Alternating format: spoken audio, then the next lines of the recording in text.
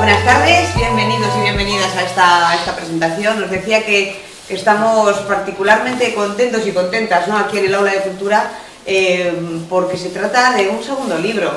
Presentar un libro de un autor novel siempre es una satisfacción. Nosotros desde el Aula de Cultura intentamos siempre apoyar a los autores noveles que están ahí con su libro, con sus nervios y con ese, como si fuera una especie de hijo, ¿no?, una especie de hijo de papel. Pero cuando se trata ya de un segundo es una especie de consolidación, yo lo considero así, ¿no? Si alguien consigue publicar un segundo libro es porque ha habido un grupo de personas, un grupo numeroso de personas que le han querido leer, que les ha interesado lo que le escribe, que le han dado valor a sobre todo a esa investigación que lleva detrás un libro de este tipo, y por supuesto una editorial, en este caso la editorial Beta, que está aquí presente también, razón de más para ver cómo Santi está apoyado también por ellos.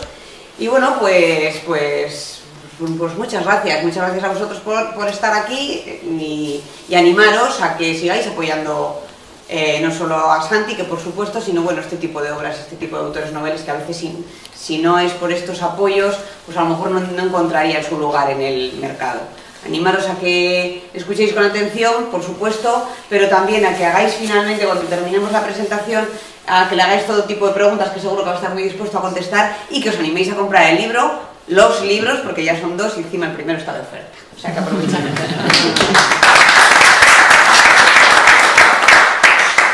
Bueno, pues lo primero, agradeceros a todos que hayáis venido, que ya en cuanto pasamos de 5 yo estoy ya contento, así que muchas gracias a todos, Y nada más que nada os quería contar un poco, pues bueno, cómo ha surgido este libro y bueno, cuáles son las partes en las que está dividido, ¿no? Como ha comentado Anabel, hace un par de años, bueno, pues de una forma un poco increíble conseguí publicar el primer libro, gracias a Antonia Delgado, la editora de Ediciones Beta, que no sé qué vio, pero que algo vio y me dio la oportunidad. Y bueno, me propusieron la idea de, oye, si me animaba a seguir escribiendo sobre pelota, y como suelo decir yo, estas oportunidades aparecen una vez en la vida, y dije, esta es la mía y aquí me voy a liar, ¿no? Ya sabéis todos que en la pelota a mano hay 3 modalidades: está el juego por parejas, la modalidad individual en todo el frontón y la modalidad individual en el 4,5. A mí lo que me gusta de verdad, me gusta todo, pero lo que me gusta de verdad son los partidos de los mano a mano. En el primer libro ya me dediqué al manomanista, y en el segundo, pues bueno, vamos a hablar del 4,5, que es una modalidad que hoy en día tiene mucha fama, pero que bueno, que toda la vida no ha sido así, ¿no? Ha pasado sus altibajos, sus momentos críticos, y bueno, os voy a contar un poquitín, ¿vale? Lo primero, aquí tenéis un poco resumido el campeonato, ¿vale? En fotos, todos los chapeldunes, 15 jugadores, solo 15 pelotaris pueden decir que tienen la chapela de campeón del 4,5. Como veis, las 4 primeras fotos, empezando por Acarregui, Sobral segundo, Barberito y Ogueta, están en blanco y negro, son fotos de los años 50. El primer campeonato se organizó en el año 53 y se organizó durante 5 años. En aquella época se jugaba al 4,5, pero sobre todo en desafíos, no era una modalidad muy habitual. Y se decidió montar un campeonato para hacer, digamos, oficial la distancia, ¿no? Con los mejores jugadores de la época, los mejores delanteros. La primera edición la gana José Luis Acarregui, aquí tenéis a la izquierda, es el único chapeldún de momento vizcaíno que tenemos en el palmarés. Este domingo igual hay que meter uno nuevo. Y bueno, era de Lekeitio y... Bueno, hay muchas anécdotas de su vida, pero sobre todo una de las muy curiosas, su hijo me contaba que de chaval, estando en Lekeitio, en la iglesia de Santa María, estaban ellos pues jugando ahí, se subieron al campanario y vieron pasar unos aviones, ¿no? En aquella época, pues, en los años 30 y tantos, como deslumbrados, ¿no? Que hacen aviones por aquí, por encima de Lekeitio, ¿no? Y eran los aviones que iban a bombardear Guernica. Pero bueno, pues son cosas anécdotas que te van contando y que, bueno, pues... Él se dedicó mucho a la cesta de joven, pero en el pueblo, la familia le decían, oye, tú tienes que jugar a mano, que es lo tuyo, déjate la cesta, que... Y finalmente, pues, le convencieron, se dedicó a la mano y fue un gran campeón, ¿no? Jugó 3 finales manomanistas, no pudo ganar ninguna, pero sin embargo en el 4,5 fue El primer campeón, que no Chapeldún. Como muchos sabéis, la palabra euskérica Chapeldún, que es el que tiene la chapela, la boina, que es el símbolo del campeón. Y siempre relacionamos las chapelas con los deportes, ¿no? La pelota a mano. Sin embargo, en esta época no se daba chapela. Los campeonatos que se disputan en esta década de los 50 no se da chapela, ¿por qué? Porque solamente se daba la chapela manomanista, era la única que se reconocía dentro de la pelota a mano. Los demás campeonatos, había un campeón, se le daba un trofeo, pero no se daba chapela. O sea que en esta época eran chapeldunes sin chapela, con copa, ¿vale?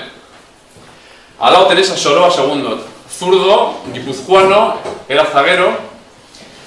Bueno, también tiene una de sus anécdotas, que era una persona era de Duayen, muy cerca de Tolosa, y era muy aficionado a la música. Entonces, él tocaba el acordeón, jugaba pelota a mano, pero bueno, pues, no se decidía a dar el salto, ¿no? De dedicarse plenamente a la pelota. Y estuvo durante tiempo, pues iba de pueblo en pueblo, por las romerías, tocando el acordeón, o sacando sus perras. Finalmente le propusieron: oye, tienes que jugar a la pelota, tienes calidad. Debutó muy mayor, ya con 25 26 años, y en el año 54 consiguió ser campeón manomanista y campeón de la vez de 4,5. Fue el año, digamos, que para él fue su gran año, ¿no? Luego siguió estando muy arriba a nivel de parejas, pero a nivel individual fue el año, digamos, su año culmen. Y aquí los dos últimos campeones de la época de los 50, que son igual de aquella época las grandes estrellas del momento de la pelota, ¿no? Por un lado, a la izquierda tenéis a Abel San Martín, Barberito. Fue el primer pelotario riojano que colocó a La Rioja, digamos, a los pelotarios de La Rioja al nivel de las estrellas de la época, sobre todo los guipuzcoanos y vizcaínos, pues con Gallastegui, con Soroa, con Acarregui, con García Ariño, con Hilario Azcárate, y ganó el campeonato por 2 veces consecutivas, en el 55 y en el 56. Y luego a la derecha tenéis a Obeta, el gran campeón a la vez de la historia, ¿no? Debutó muy joven, con 18 años, ya con 19 años ya empezó a jugar finales, jugó a la final de 4,5 del año 54. Y bueno, ha sido dentro de lo que es la pelota en Álava, pues sí, la gran referencia, ¿no? Ha sido el gran campeón y fue campeón en el año 57, la última edición. En el 58 se supone que iban a organizar una edición nueva y sin embargo, pues ¿qué pasaba? Que en aquella época el mundo, la sociedad era muy diferente a la actual. La pelota y el fútbol digamos que eran los grandes espectáculos de la época. Entonces, los pelotaris jugaban normalmente hasta 2 partidos por semana, afrontando prácticamente lleno. Y eran partidos de empresa, no había campeonato ni nada. ¿Qué pasó con el 4,5? Que al montar los campeonatos, los sorteos se llenaban, había mucho movimiento con las apuestas, pero claro, los grandes campeones, las figuras, jugaban un partido cada 15 días. Con lo cual, para los empresarios se dieron cuenta que no interesaba. Sin campeonato, jugaban igual 2 veces por semana, llenaban el frontón, y cuando un campeonato jugaban una vez cada 15 días. Con lo cual, no se organizó el campeonato el año 58, el 59 tampoco, y como apareció, desapareció. No era fundamental para las empresas montar campeonatos para llenar los frontones, con lo cual fueron 5 años y la modalidad desaparece. Se sigue jugando al 4,5 en desafíos entre pelotarios, en verano, en torneos, en campeonatos de fiesta de pueblos, pero como campeonato oficial desaparece. Y nos pasamos hasta el año 89, 32 años sin 4,5. ¿Qué pasa? Que en el año 89 estamos ya otra sociedad. Ya la oferta cultural, la oferta de espectáculos es mucho mayor. Y las empresas sí ven que hacen falta campeonatos para llevar gente a los frontones. Ya la competencia es mucho mayor. Está el fútbol, por supuesto, están los cines, que ya hay muchísimos sitios, está el baloncesto, hay muchos más deportes, está la televisión, que transmite cada vez más deporte, con lo cual, para llevar a la gente al frontón hay que montar campeonatos. Y se coge una distancia que existía dentro de la pelota, pero bueno, pues que dejaron un campeonato olvidado. En el año 89 es un campeonato un poco a la antigua usanza. 4 pelotaris, 2 semifinales y una final. O sea, muy rápido. Todavía no tiene ni el empaque ni la atención mediática que tiene hoy en día. El primer campeón es Julián Retegui II, que era el gran campeón de la época.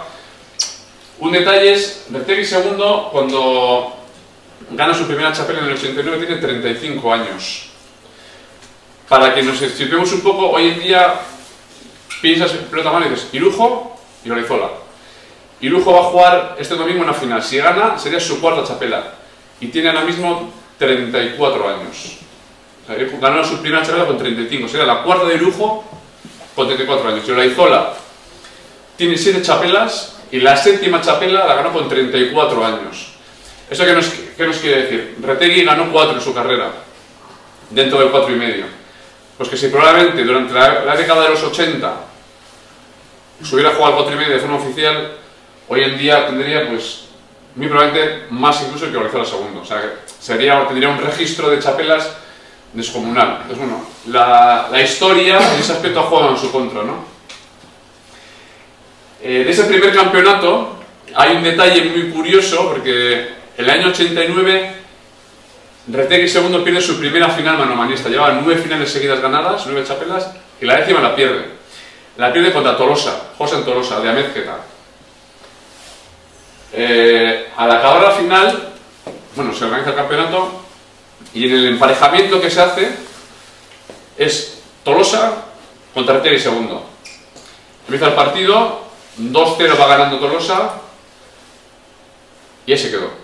Retegui hizo 22 tantos seguidos, 22-2. Algo que nunca jamás ha vuelto a suceder en el campeonato. Un pelotero llega a 22 tantos del tirón. Fue el segundo partido de la primera edición de la época moderna del 4,5. Luego el gran discípulo de Retegui segundo, ¿quién es? Pues Patxi Eugui. Patxi Eugui es de mi quinta, 44 años. En su momento estaba seleccionado para ser el pelotari que jugase la Olimpiada de Barcelona como deporte de exhibición. En el mundo de la pelota, pues bueno, tiene mucho más prestigio ganar una chapela del 4,5 que ser campeón olímpico.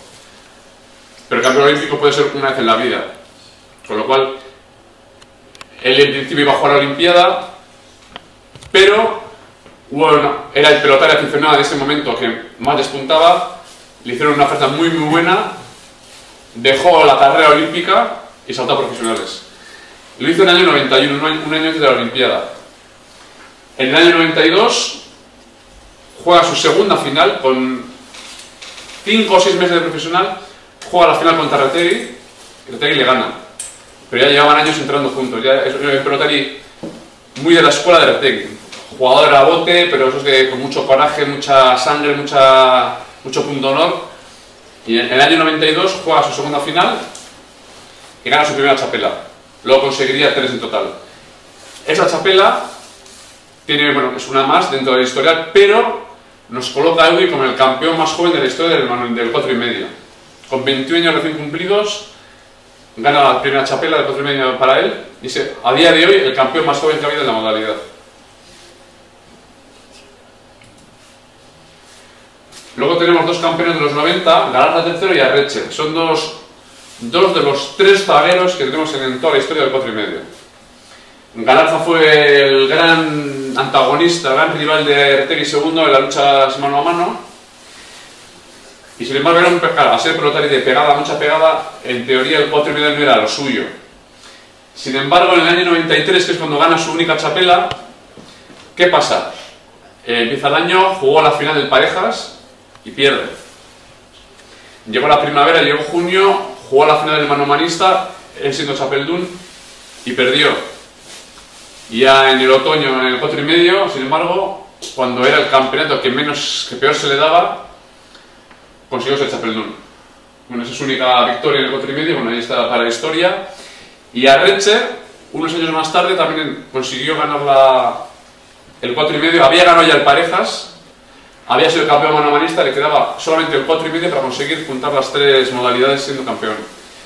Y en el año 96 le pasó un poco como a Galarza. Perdió la final de parejas, perdió la final manomanista, y siendo zaguero, llegó a la final del 4,5 y consiguió dar la vuelta a la tortilla, ¿no? O sea, siempre hay que... Y encima, cuando hablaba con Fernando me decía, ¿no? O sea, llegar a una final es muy complicado, no puedes... Las finales nunca sabes cuándo va a ser la última. Y me decía, yo ese año había perdido todas las finales que había jugado llegué al 4,5 y dije, o sea, aquí mato, o sea, yo no me voy de este frontón sin ganar la chapela. Y realmente luego en la final, bueno, jugó contra Nagore, bueno, se lo comió. O sea, yo creo que las ansias ganas que tenía, el convencimiento de esta vez sí que gano, le sirvieron para ganar la chapela y bueno, consiguió ganar una vez el campeonato y ya lo tenemos en la... Os he dicho que hay 2 zagueros, queda un tercero, que luego le veremos y ya seguro que todos le conocéis mucho más. Aquí tenemos 2 de los grandes campeones de los años 90 también, ¿no? y incluso del 2000. A la izquierda Jorge Nagore. Os sonará mucho Txomin Nagore, su hermano, que jugó en el Atleti, Osasuna, bueno, futbolista conocido.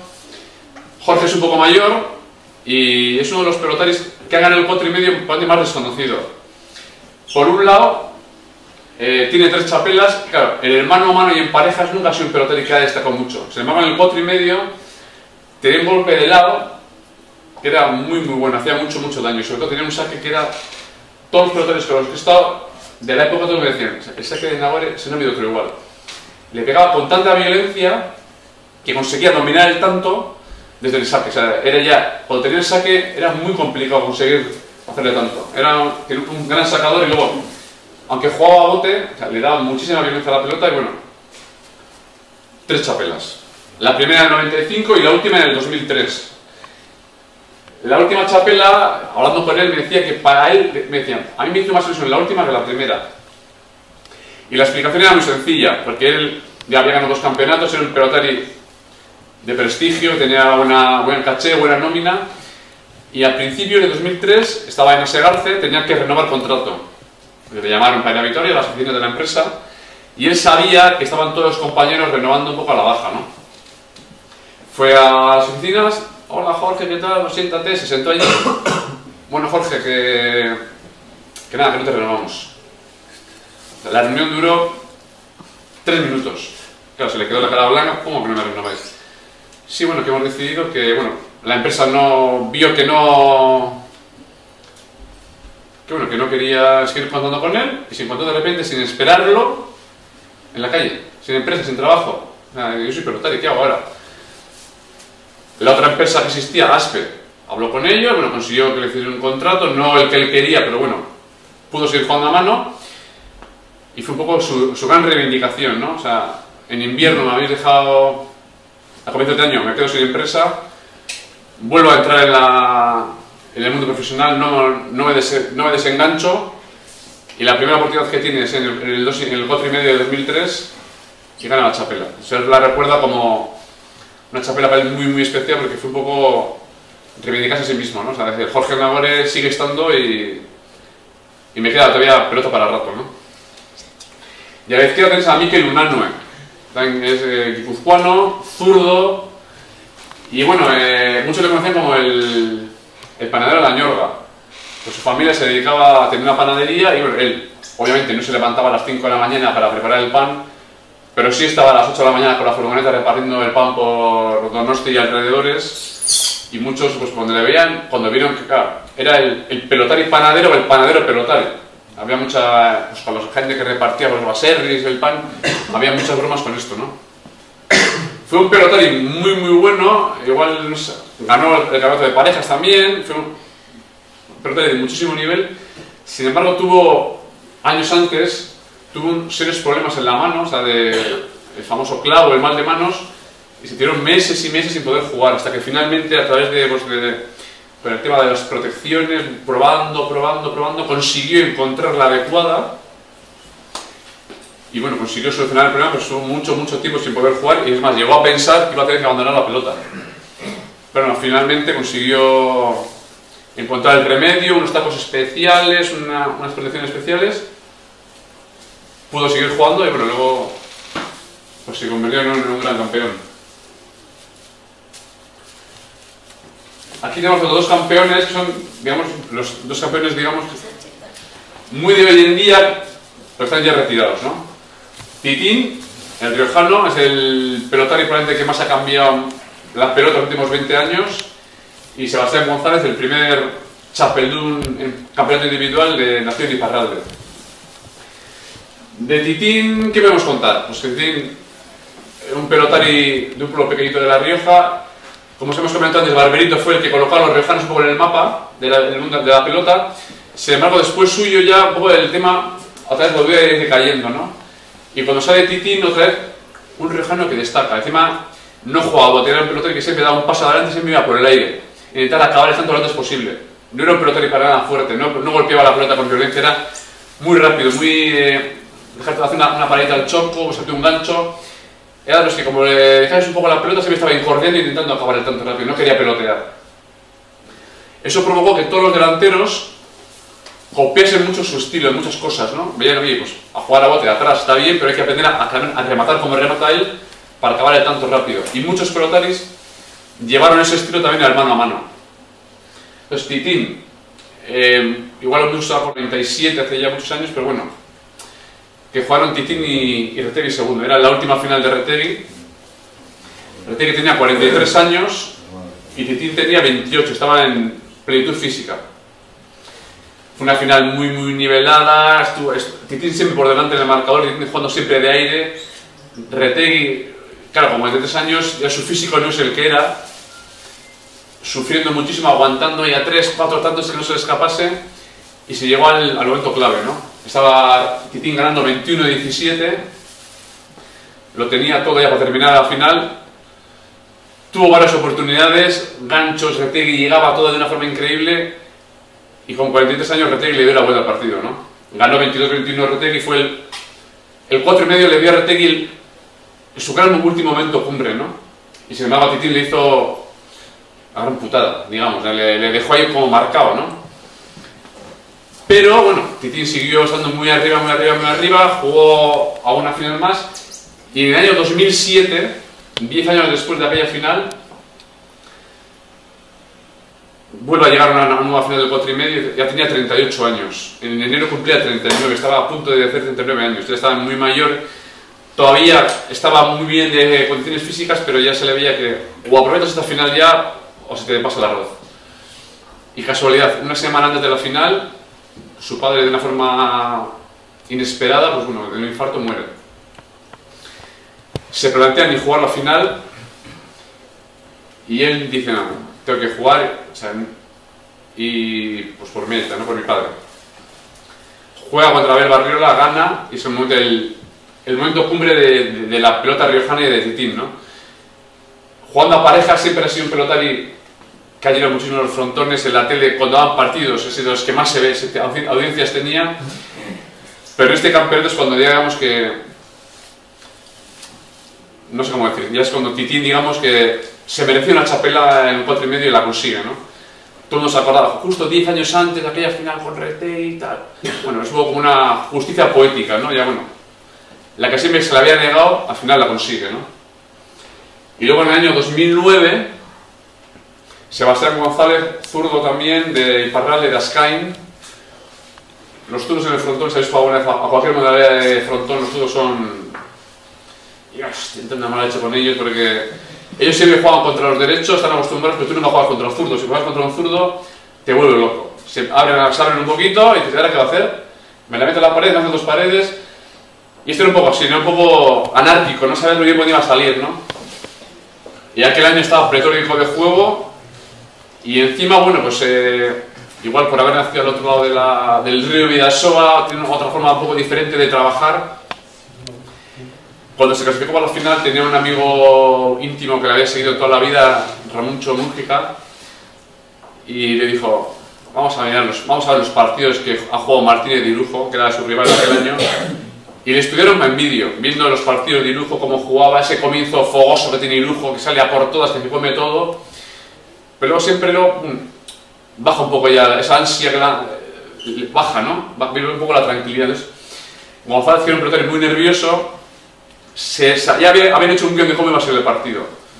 Iba a salir Irujo en tromba, había que intentar que hiciese el menor hueco posible, y luego cuando Irujo bajase un poco el ritmo, es cuando había que intentar pues, volver a engancharse, coger el saque e intentar igualar el partido. Y gracias a ese estudio que habían hecho en vídeo, que sabían lo que iba, presumían lo que iba a pasar, le vino muy bien para controlar los nervios. No, bueno, estuvo perdiendo 10-2. Claro, si era nervioso y tenía más perdiendo 10-2, te puedes acabar el partido y acabar en 4. Supo, bueno, calma, que va a llegar el momento. Hizo el 10-3. Venga, ahora es cuando tienes que jugártela toda. Ahora es cuando hay que ir a muerte, arriesgar. Supo tener la calma suficiente y bueno, al final el partido, si tienes alguna oportunidad de verlo, o sea, tienes algún DVD o está en YouTube, el partido es increíble. Es un partido de los, para mí, de las grandísimas finales del 4,5. Consiguió darle la vuelta al partido y a pesar de ir perdiendo 10-2, al final acabó ganando 22-18. Un partido increíble. Y por último, aquí os he dejado al final, pues los 3 pelotaris que han sido chapeldunes que siguen en activo. Abel Barriola es el único zaguero que queda.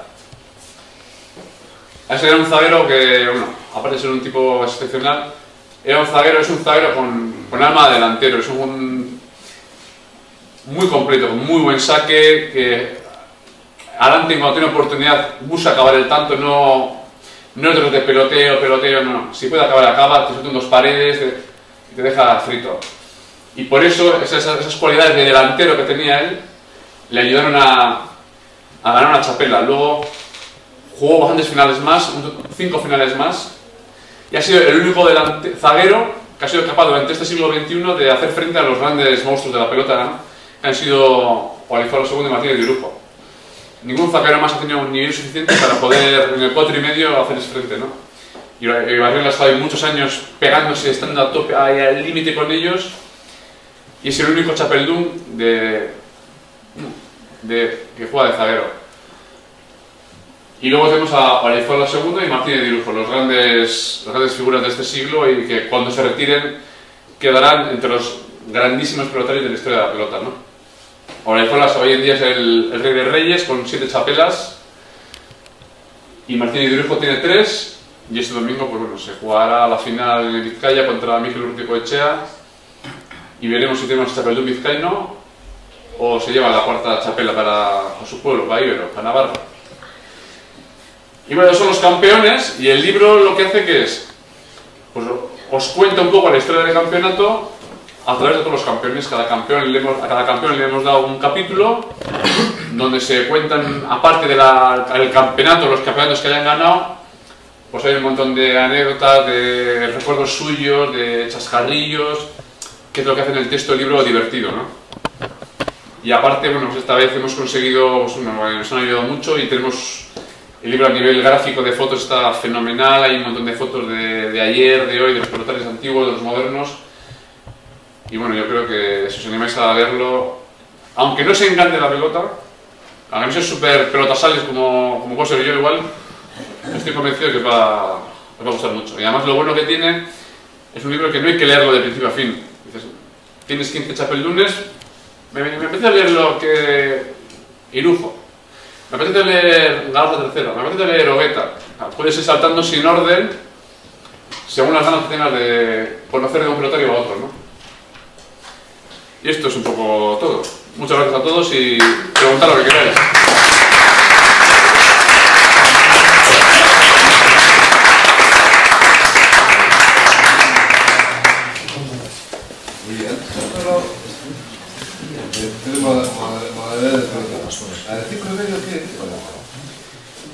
Pues ¿qué me parece?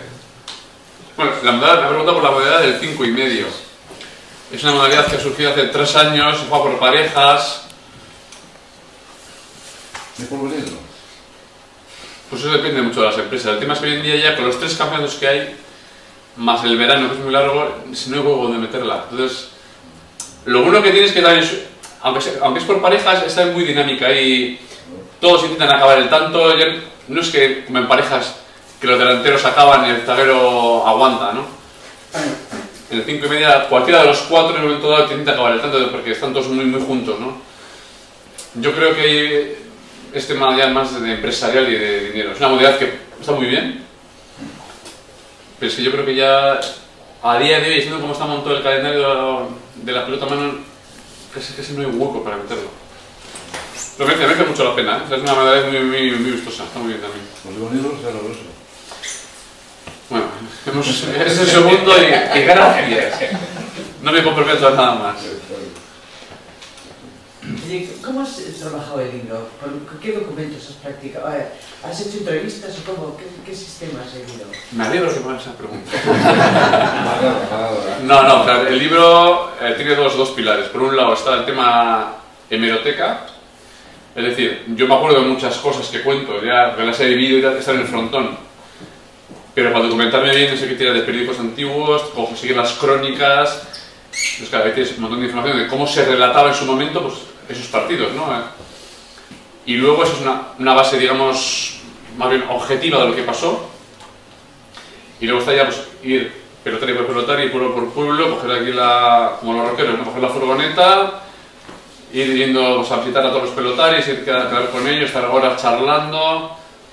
Algunos te quedas a comer y bueno, pues, oírles, tomar 1000 notas y juntas la versión oficial de los hechos, que es la crónica de prensa, y luego lo que te cuentan ellos, ¿no? Pues sus recuerdos, lo que no sale en la prensa pero no sabe, pues alguna lesión que tenían, cómo solucionaron un problema de manos, que 1000 historias te van contando, anécdotas, juntas todo e intentas luego hacer un poco, narrar lo que quede a la hora de leerlo, pues ameno y así hemos hecho el libro.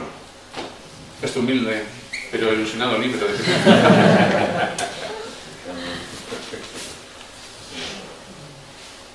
¿Qué tal el reencuentro con los pelotaris? Porque con muchos de ellos tuviste la... Pues la verdad es que a ver, cuando me empecé a meter en el libro ya pues estaba en la hemeroteca, es el trabajo más aburrido, ¿no? Estar ahí viendo... Claro, o sea, conseguir información de periódicos antiguos no es que te den, oye, necesito el periódico del año 89, del año 57. Ah, toma, no. Te dan un rollo, esto es una máquina, hay que meterlo, hay que ir página por página, o sea, es un trabajo muy lento, ¿no? Si te gusta, lo haces encantado, pero es un poco rollete. Pero bueno, yo pensaba, estoy aquí haciendo esto porque luego me voy a pegar unos viajes, voy a ver a los pelotarios, que eso es lo que, bueno, eso es lo más, o sea, quedas con ellos, con la buena estima ya, pues lo que he dicho antes, te quedas a comer, pero los pelotarios son, yo lo veo un poco así, ¿no? En este pequeño mundo en el que vivimos aquí en Euskadi, los riojanos, los navarros, o sea, es un entorno muy pequeñito, pero la pelota mano es un deporte yo creo que es muy especial, muy nuestro, ¿no? ¿Sabes?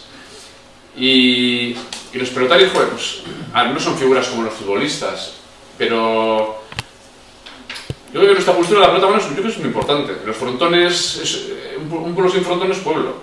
No hay pueblo sin frontón, directamente. Y por esas figuras de ayer y de hoy, tener la suerte de quedar con ellos, sentarte a hablar, para mí ha sido lo mejor. O sea, eso es, no tiene precio. O sea, quedar con un pelotario, que tú le has visto el frontón un montón de veces en la tele, y que le ves lo que has comentado, ¿no? Igual ya quedas otra vez con él, lo que ya te conoce. Hombre, ¿qué tal? Te invita en su casa a comer. Estás un poco ya... Es que, por muy buen rollo que haya, porque estés no sé quién, ¿no? Pero no es Julián Retegui, ya no es Retegui segundo, no es Galaza tercero, no es... Es Julián Retegui, es Julián, es Lavis, ya es... Das el saltito, ¿no? Ya hay una relación, joder, que es una gozada. Y esa es la gran motivación del libro, ¿no? O sea, volver a ver a los pelotarios, estar con ellos y bueno, una maravilla. La buena acogida.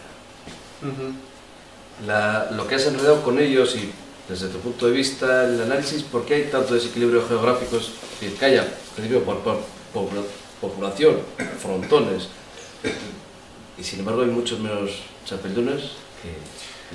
Pues esa es la pregunta del millón, ¿no?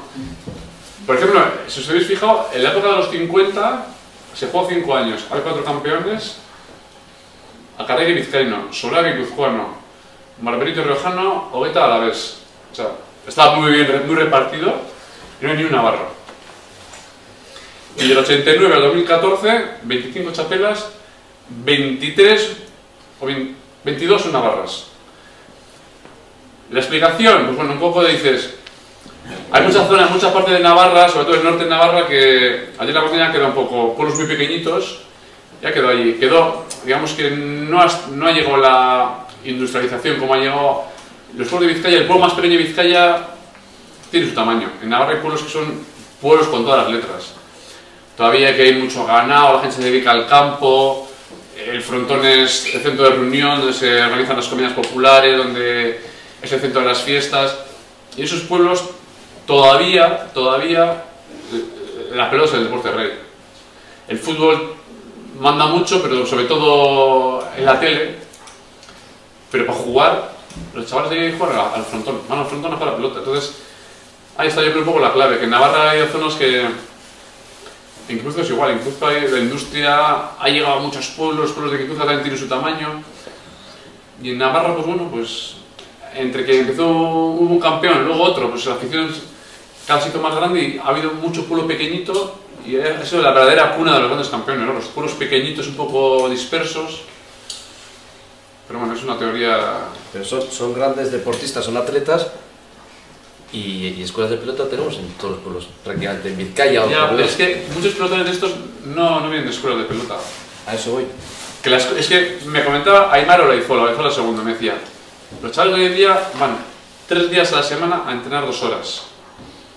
Yo iba todos los días 3 veces a jugar al fútbol. O sea, yo iba, según me levantaba, salíamos a la calle, antes de entrar a la escuela, ahí estamos jugando.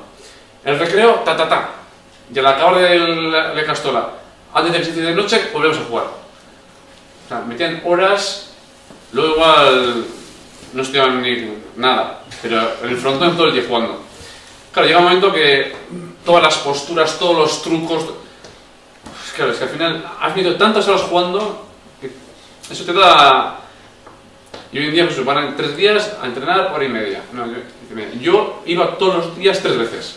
Claro, al final el volumen de horas es... La pelota era todo.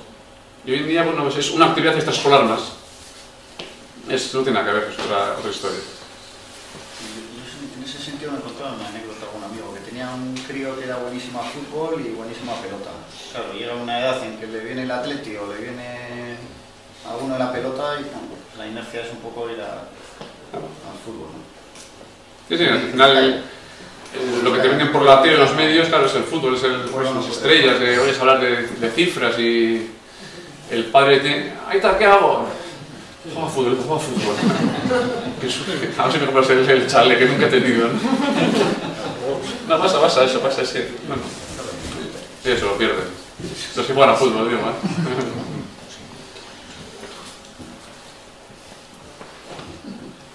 Una un poco difícil que eso. ¿Va a ganar el domingo? Se me han preguntado ya últimamente muchas veces. Yo lo sé. Es esta, la cabeza y el corazón. Entonces, yo digo que 22-18. ¿Quién? Eso ya... Yo doy el marcador. ¿A quién gana? Lo que elija, ¿no? Yo creo que va a ser un partido para ver los que podéis ir al frontón. Yo estaré allí. Va a ser, yo creo que va a ser un partido muy apretado. Va a ser... Espero que sea un partido de los que la gente se acuerde, ¿eh? De los que hacen afición. Pero ¿quién va a ganar? Urruti ha mejorado en los últimos 2 años, ha mejorado muchísimo. Es un pelotari que está ya a la altura de los mejores. Ya está. No es, va a dar la sorpresa, no. Si gana, la sorpresa ya. Y Lujo, pues bueno, Lujo es Lujo. Con lo cual tiene un montón de chapela, sigue estando a tope. No ha empezado ni mucho menos su cuesta abajo, con lo cual... Yo la clave lo veo en el saque y en el resto. Si uno de los dos, el saque con el resto anda más fino que el otro, va a tener mucho hecho ya. Yo creo que va a ser el peor contrario para Irujo es ese. Su ruta ya es el peor contrario para cualquiera. No, pero para Irujo... Me le va a hacer el partido muy duro. Le va a hacer jugar mucho, le va a hacer pelotear mucho y... A ver, yo creo que... Yo lo veo sobre todo más en el saque que en el resto. Yo creo que si en el 4,5, como no restes bien y dejes la pelota en el 2,5, el otro te fusila. Es el que más violencia le da, o sea que Irujo es peor. Sí. A ver, yo creo que eso. Yo les digo 22-18, pero quién va a ganar eso ya... Decirlo vosotros. A ver. Falta un poco de peso a Urruti Cochea. ¿Que falta peso? Sí. Bueno, no te creas, ¿eh? Hace 4 o 5 años pesaba 70 kilos, ahora pesa ya 15 kilos más. 69 ponía el otro día. Pues 69, ahora pesa ya está en 80 y tantos, ya ha cogido 15 No, el kilos. otro día ponía el peso 69. No, 69 cuando debuté de profesionales. No. yo estoy por ir al lado, este quiere me da una torta porque me saca la cabeza del sitio. Nada, se le tiene un brazo que te subes aquí y no bajas, no, desde que debutó hace 5 o 6 años ha cogido entre 15 y 20 kilos y todo músculo, más físicamente está muy fuerte, muy en forma y siempre ha sido muy bueno a bote, pero encima ya el juego de aire mejoró muchísimo y ahora a por la chapa la hasta la final, así que... Santi, lo que alimenta mucho el mundo de la pelota, que tú decías un poco por el entorno que es y lo implicado que está en la historia y la cultura. No, sí, en general la relación de los peloteros es muy buena. Está muy distante de lo que es el fútbol en ese sentido. Sí. Por ejemplo, muchas veces ahora mucha gente comenta, ¿no? Orizola, Martínez y Lujo, pues son los grandes rivales, y luego entre ellos, hombre, cada uno está en una empresa, cada uno vive donde vive, pero la relación entre ellos es muy buena, no hay ni mal rollo, ni esos odios ahí, no, se va fenomenal. Entre los peloteros no hay, o sea, igual del partido puede que haya una discusión por una duda en un tanto, o que me has molestado, me has estorbado, se acaba el partido, se da la mano, se da un abrazo y el que ha ganado y nunca vayas una polémica después de un partido de pelota. Bueno, pues lo dicho, muy agradecido que hayáis venido todos. Un café.